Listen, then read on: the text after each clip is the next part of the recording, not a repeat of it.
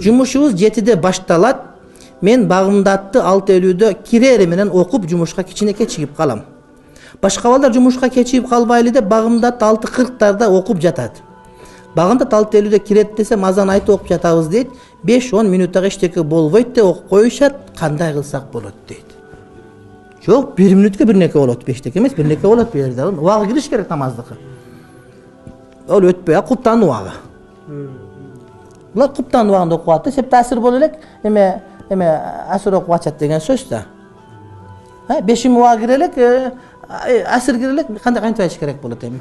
Асыр кире элек, асыр окуп атат деген сөз, 5 алдында асыр окуп атат деген сөз. Жок, урматтуу бир тууган, ал туура эмес болот, кайра окуш керек болот. Ошентип окуган намаздын казасын окуп бериш керек болот.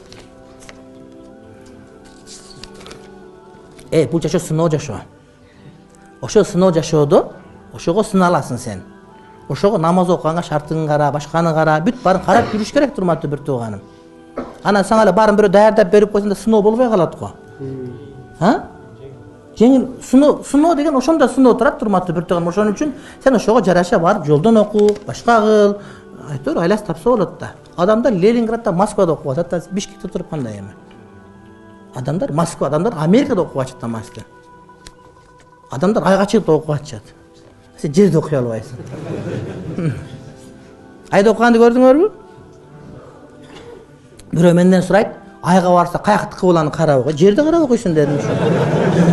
Эңкейип жерде карап окуй. Кыбла жерде да, чынбы? Аякта түндүк түштүк деген аякта жерде карап окуйсуң.